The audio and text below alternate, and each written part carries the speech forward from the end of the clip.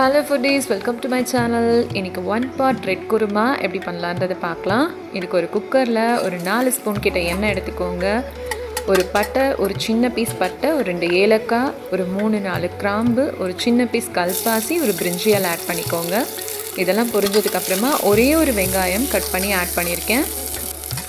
இந்த 1 பாட் குருமா ரெசிபி ரொம்ப சீக்கிரமாக சட்டன் பண்ணிடலாம். ரொம்ப டேஸ்டியாக இருக்கும். இட்லி, தோசை, சப்பாத்தி, பூரி, ரைஸு எல்லாத்துக்குமே ரொம்ப நல்லாயிருக்கும். வெங்காயம் ஒரு 50% வதங்கினா போதும். ஸோ வதங்கினதுக்கப்புறமா என்கிட்ட இன்றைக்கி ஆப்ஷனலாக இருக்கிற வெஜிடபிள்ஸ் பார்த்திங்கன்னா கேரட், நூக்கோல், ஒரே ஒரு பொட்டேட்டோ இதெல்லாம் போட்டு நான் பண்ணியிருக்கேன். ஸோ உங்கள்கிட்ட காலிஃப்ளவர், பீன்ஸ், பட்டாணி இருந்தாலும் நீங்கள் ஆட் பண்ணிக்கலாம். இப்போ நூக்கோல், உருளைக்கிழங்கு, கேரட் நல்லா வதக்கி கொடுங்க. ஒரே ஒரு தக்காளி, ஒரு சின்ன துண்டு இஞ்சி நல்லா க்ரஷ் பண்ணி ஆட் பண்ணியிருக்கேன். நம்ம விசில் கொடுக்க போகிறோம் அப்படின்றதுனால ரொம்ப நேரம் வதக்கணும்னு அவசியம் இல்லை. அந்த இஞ்சியோட பச்சை ஸ்மெல் போனால் போதும். அதோட ஒரு 4 பல் பூண்டும் சேர்த்து நச்சு ஆட் பண்ணியிருக்கேன். ஸோ இஞ்சி பூண்டோட பச்சை ஸ்மெல் போகணும். இந்த குருமாவுக்கு தேவையான அளவுக்கு உப்பு ஆட் பண்ணிக்கலாம். ரெட் சில்லி பவுடர் ஆட் பண்ணிக்கலாம்.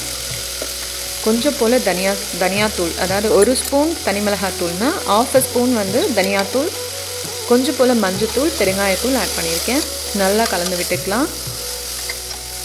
குக்கர் விசில் கொடுக்கறதுக்கு முன்னாடி அந்த பச்சை வாசனை போகிறதுக்கு கன்ஃபார்ம் பண்ணிக்கலாம். மிக்ஸி கப்பில் ஒரு 1/2 ஸ்பூன் கிட்ட கசகசா ஊற வச்சுருக்கேன்.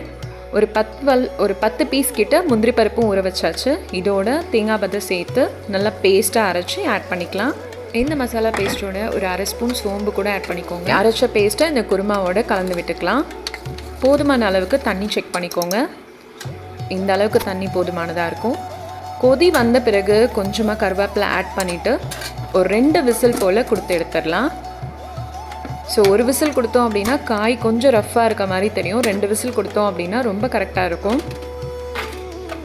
குருமா நல்லா பர்ஃபெக்ட் கன்சிஸ்டன்சியில் வந்துருச்சு.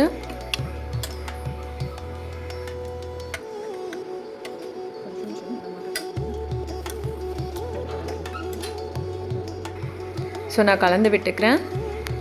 கரண்டிலேயே லைட்டாக மேஷ் பண்ணிக்கோங்க. அவ்வளோதான். ரொம்ப சிம்பிளான எம்மியான ஒரு வெஜ் குருமா ரெடி.